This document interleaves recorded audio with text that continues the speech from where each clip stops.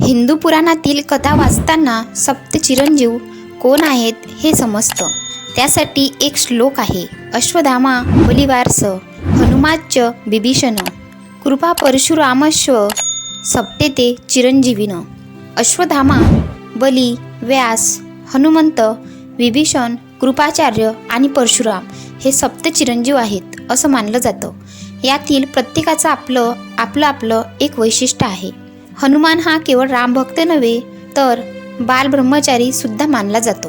धार्मिक कथा आणि पुराण वाचली तर अंजनी आणि वायुदेव यांचा मुलगा असलेला मारुती हा सर्वश्रेष्ठ रामभक्त होता हे लक्षात येतं. पण त्याशिवाय तो अखंड ब्रह्मचारी आहे अशी मान्यता आहे. आता गमतीचा भाग असा की लग्न ठरत नाही किंवा इतर काही अडचणी आहेत असं सांगितलं तर काही धार्मिक उपाय सांगितले जातात. त्यात मारुतीला तेल घालून येणं हा एक उपाय असतो. शनिवार हा हनुमंताचा दिवस मानला जातो. शनीची 7:30 सुरू असेल तर हनुमंताची उपासना करायला सांगितली जाते. भीमाचं गर्वहरण करण्यासाठी हनुमंताने माकडाचे रूप घेऊन त्याला शेपूट उचलायला सांगितलं होतं.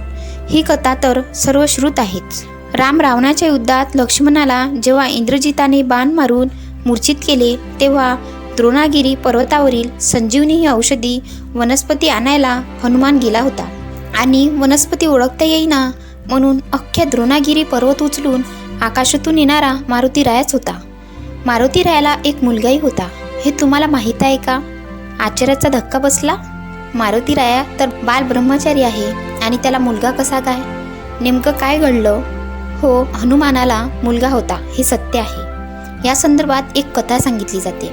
सीतेला रावणाच्या तावडीतून सोडविण्यासाठी रामाने वानर सेवेच्या मदतीने रावणाच्या लंकेवर स्वारी केली. अटीतटीच्या या युद्धात युद्धनीतीमधले सगळे डावपेच वापरले गेले. रावण अतिशय मायावी राक्षस होता. हर तऱ्हेने त्याने राम लक्ष्मणाला पराभूत करण्यासाठी प्रयत्न केले. अहिरावण महिरावण या आपल्या भावांना त्याने कपटाने राम लक्ष्मणांना पळवून न्यायला सांगितले. अहिरावण महिरावण यांनी राम लक्ष्मणाला पळवून पाताळात दडवले. इकडे राम लक्ष्मण दिसत नाहीत म्हणताच वानर सेनेमध्ये खळबळ उडाली. विभीषण मात्र आपल्या भावाला पक्का ओळखून होता. राम लक्ष्मणाला कुठं दडवले असेल याचा त्याला अंदाज होताच. त्याने हनुमानाला राम लक्ष्मण कुठे असतील तिथं जायचा रस्ता सगळं सांगितलं. हनुमान त्या सांगितलेल्या वाटेने पाताळ लोकात पोहोचला. तिथं दरवाजावर एक वानर पहारेकरून म्हणून काम करत होता. त्याला पाहून मारुती थक्क झाला, कारण त्याचं रूप. मग आत जाण्यासाठी मारुती तयार झाला आणि मकरध्वजानं त्याची वाट अडवली. त्यानंतर मग दोघांचं घनघोर दंत सुरू झाले. अर्थातच हनुमान शक्तीची देवता आहे त्यामुळे तोच जिंकला. पण या पराक्रमी वीराला त्याची माहिती त्यानं विचारली. त्याचे आई वडील कोण आहेत असं विचारल्यावर मकरध्वजाने सांगितलं, पवनपुत्र हनुमान माझे वडील आहेत. हनुमान पण चक्रावला. आपण तर लग्न केलं नाही. कधी आणि कसा जन्मला हा मुलगा? मकरध्वजाची जन्मकथा. तेव्हा मकरध्वजाने आपली जन्मकथा हनुमानाला सांगितली. सीतामाईच्या शोधासाठी हनुमान लंकेत आला. त्याने सीताला शोधून काढले. नंतर तो रावणाचा मुलगा मेघनाद म्हणजेच इंद्रजिताच्या हाती लागला. त्याने मारुतीला रावणापुढे उभे केले. त्यावेळी आपल्या शेपटीची वेटोळी बनवून मारुती रावणापेक्षाही उच्चासनी बसला. मग रावणाने त्याची शेपटी पेटवून द्यायची आज्ञा दिली.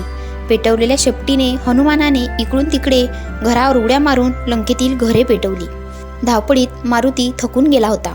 घामे घूम झालेला मारुती आपली पेटलेली शेपटी विझवायला समुद्राजवळ आला आणि शेपटी बुडवताना त्याच्या घामाचे थेंब समुद्रात पडले. त्यातील एक थेंब एका मासोळीने गिळला आणि त्या थेंबापासून मकरध्वजाचा जन्म झाला. एकदा अहिरावणाच्या सैनिकांना एक मोठी मासोळी सापडली.